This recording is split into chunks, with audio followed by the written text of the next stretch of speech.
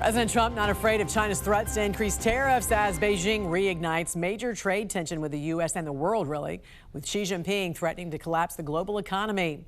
Joining us now to discuss is former Trump White House economic advisor Steve Moore. Steve, happy Friday to you. You know, one thing that is critical we receive from China are the rare earth minerals we need for computer chips, you know, for technology, for the military, AI. Right.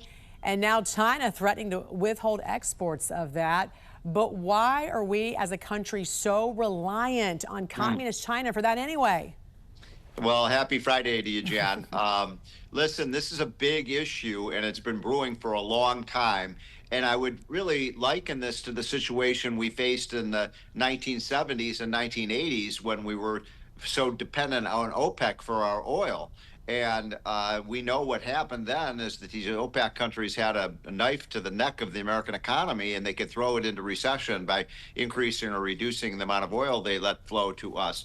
Now we have the same situation with these critical minerals, and you can see on the screen there that about 15 or 20 of the major minerals that we need for our national defense, that we need for our manufacturing, that we need for our technology industry, microchip industry, needs these minerals. And yet, Jan, we're like 80 to 90% dependent on China and Russia for these minerals. So we have to figure out a way that we can get the minerals here because we have them in the mountains of Dakotas, of Utah, of Colorado, of Montana. So we haven't been doing drilling in this country now for about 25 years, and we've got to get drilling. And I think that's exactly what the Trump administration wants to do, but it's going to take a while to get those mines up and running again. What American industries will be impacted, and how will this affect our economy if China does follow through with blocking those exports?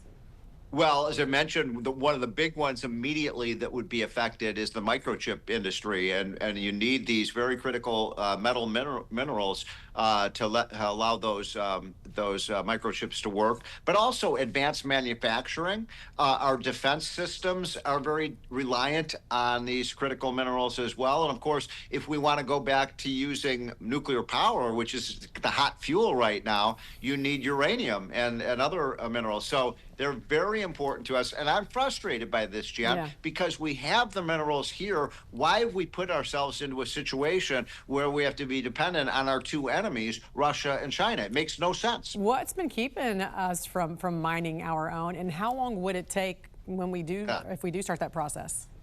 Well, that's the problem, right? To get these mines up and running, it could take 3, 4, 5, 6 years. But my point would be, well, let's get going then. Let's start. Let's start tomorrow. I have talked to Secretary Doug Burgum, who is the Interior Secretary. He's all in on this, and our report, by the way, people should go to unleashprosperity.com. You can see that by the best estimates, that one of the best geologists in the world says that, are you ready for this, Jen? The value of these resources that we have right beneath us is like a treasure chest worth $12 trillion. There you go. That's what, a third of the deficit. So it'll take care of some of that. It's a big number.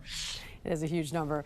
There's something you posted I want to talk about, and that's with AARP. Reportedly got $9 billion from United Health. So the country's largest health insurer is essentially partners with the largest senior citizen group in the country. How troubling is this, Steve, when it comes to AARP's push to expand healthcare subsidies that's going to, enrich health insurance companies like United Health?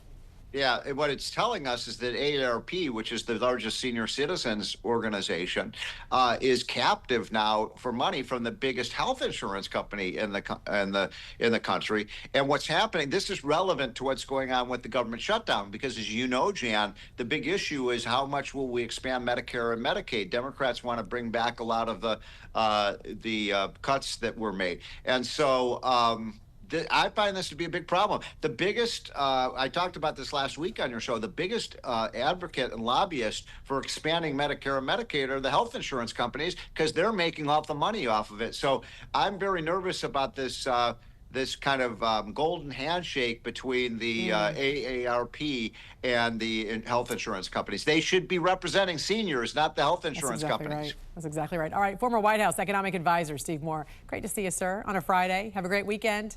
You too.